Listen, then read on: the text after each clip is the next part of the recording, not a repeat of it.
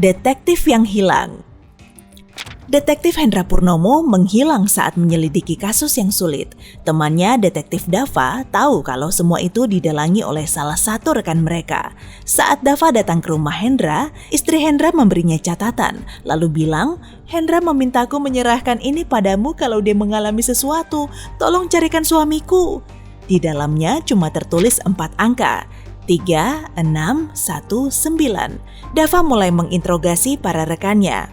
"Aku kan liburan seminggu full, masa kamu lupa sih?" kata Tess.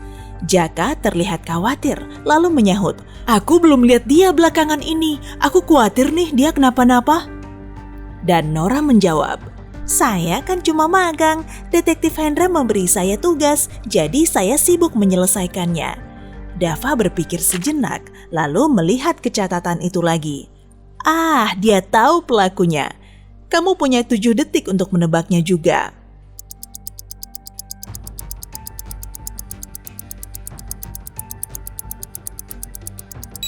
Pelakunya Tess, 3, 6, 1, 9. Setiap huruf pertama di angka ini membentuk nama Tess.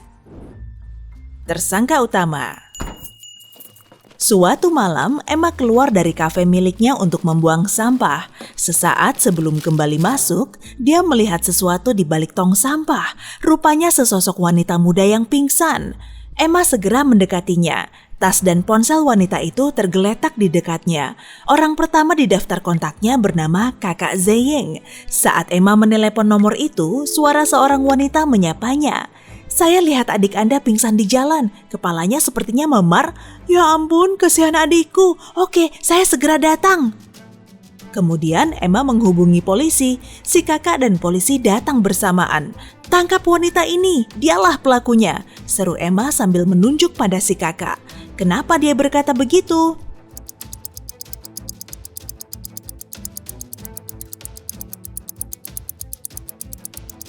Emma tidak memberitahunya lokasi si adik. Bagaimana dia bisa tahu alamatnya? Jam tangan yang hilang. Mia bekerja sebagai penjaga butik di kapal pesiar super besar. Suatu hari dia menemukan jam tangan mewah di butik itu. Dia mengumumkannya via radio. Tak lama kemudian, 4 orang datang ke lokasi. Masing-masing mengaku sebagai pemilik jam itu. Mia mengamati mereka dengan seksama dan segera tahu pemiliknya. "Apa kamu bisa menebaknya juga?"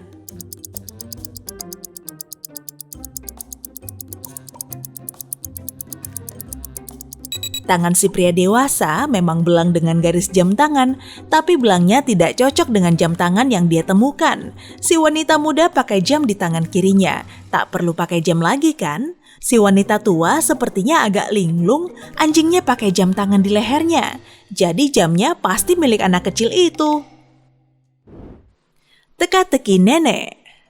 Marco kelaparan setelah seharian kuliah, tapi apartemennya terlalu jauh, jadi dia mampir saja ke rumah neneknya. Dia tahu neneknya itu selalu punya makanan lezat, tapi si nenek agak unik. Tamunya harus memecahkan teka-teki dulu agar bisa makan sepuasnya. Sekarang pun sama saja, dia memberi Marco secari kertas sambil berkata, "Ingat ini baik-baik saat kelak kamu temukan belahan jiwamu ya." Di situ tertulis, "Nyawa, badan, badan." Apa kamu paham maknanya?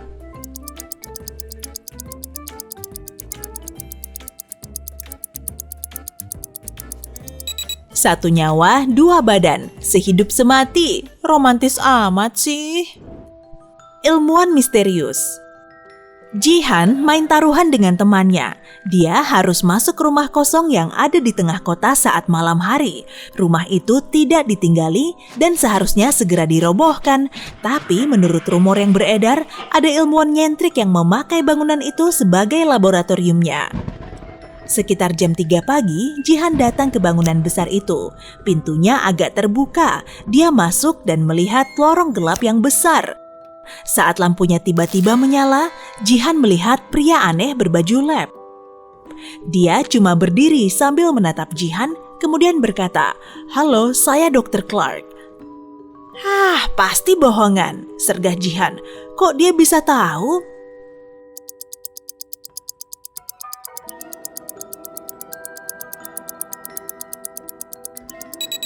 Meski sosok si ilmuwan memantul di cermin, bayangannya tidak ada di lantai.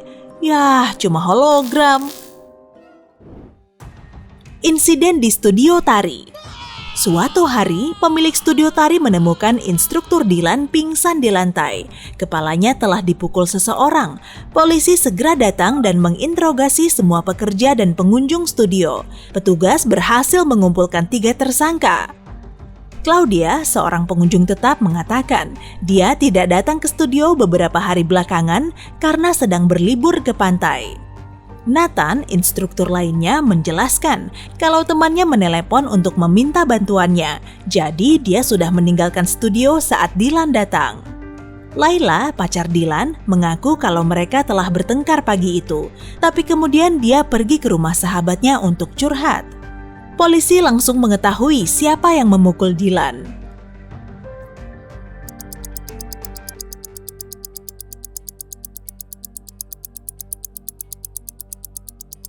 Pelakunya Claudia. Katanya dia baru saja berlibur ke pantai, tapi kok kulitnya tidak terbakar matahari? 1 pintu portal saja. Lukas mengikuti eksperimen ilmiah, tapi rupanya ada yang salah. Dia malah terlempar ke tempat kosong yang di dalamnya cuma ada 3 pintu portal. Pintu pertama menuju ke gurun es di Antartika. Pintu kedua menuju ke kawah gunung berapi yang penuh dengan lava cair. Dan portal ketiga membawanya ke zaman dinosaurus. Diplodocus besar berkeliaran di mana-mana. Portal mana yang harus Lukas pilih?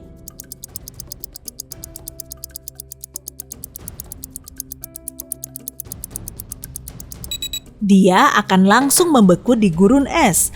Lava cair juga bukan pilihan yang tepat, tapi Diplodocus sama sekali tidak berbahaya kok. Hewan ini kan pemakan tumbuhan. Guru yang mencurigakan. Suatu malam, Martha sedang berjalan-jalan di taman yang ada di dekat rumahnya. Saat itu gelap dan dia cuma sendirian. Tiba-tiba ada yang menjamret tasnya dari belakang dan pelakunya kabur. Martha langsung mengejarnya. Dia yakin sekali pelakunya seorang perempuan, tapi dia tidak ingat detail penampilan atau pakaiannya.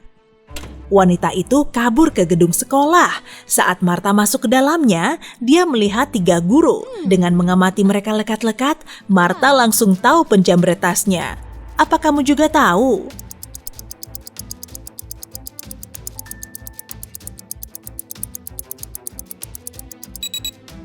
Wanita yang di tengah tidak mungkin bisa berlari. Kakinya digips. Wanita yang di sebelah kanan bertangan kosong, di mana dia mau menyembunyikan tas Martha. Tapi wanita di sebelah kiri menjinjing tas belanjaan besar. Guru sungguhan tak perlu membawa tas besar ke ruang kelas kan? Lukisan yang hilang. Detektif Heri Tantowi sedang siap-siap ke kantor saat dia mendengar teriakan dari rumah tetangganya. Dia langsung mendatangi rumah itu, tapi pintunya terkunci. Jadi si detektif harus mendobraknya. Detektif Heri melihat tetangganya Nona Alisa di ruang tamu. Tubuhnya terikat di kursi. Oh, aku senang sekali ada yang mendengar teriakanku. 1 jam yang lalu, ada orang yang mengetuk pintu. Dia mengaku sebagai teknisi listrik.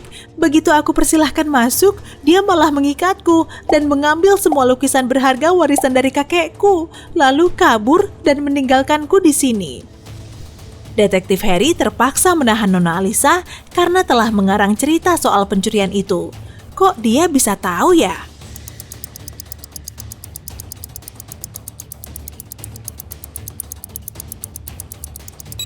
Saat dia mencoba masuk ke rumah Alisa, pintunya terkunci dari dalam. Siapa lagi yang bisa melakukannya kalau wanita itu terikat dan pencurinya buru-buru kabur? Kecelakaan mobil. Mila sudah mengidamkan punya mobil sendiri sejak lama dan akhirnya mimpinya terwujud. Saking bahagianya, dia langsung menjajal mobilnya itu. Dia seorang pengemudi yang berhati-hati dan tidak pernah melanggar aturan lalu lintas. Tapi tiba-tiba terdengar bunyi tabrakan keras dan dia pun tersentak ke depan. Setelah tersadar lagi, dia melihat mobil Toyota merah melaju kencang. Wah, tabrak lari. Dengan hati dongkol, dia melanjutkan perjalanan.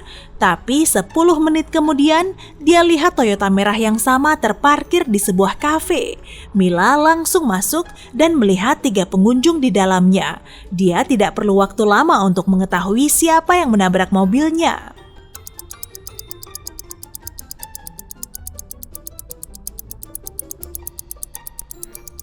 Pelakunya si pria yang di sebelah kanan. Pengunjung lain sudah mulai makan, tapi dia masih melihat-lihat menu. Bola yang tersangkut. Martin sedang memainkan bola barunya. Karena tendangannya terlalu kuat, bola itu melambung tinggi lalu jatuh ke dalam pagar cor berlubang. Diameternya tidak terlalu lebar, bolanya juga hampir tak muat, tapi masih bisa masuk ke dasarnya. Meski sudah berusaha sebisanya, Martin tidak bisa mengeluarkan bola itu. Untung temannya David datang. Tak lama kemudian dia berhasil membantu Martin mendapatkan bolanya lagi. Bagaimana caranya ya?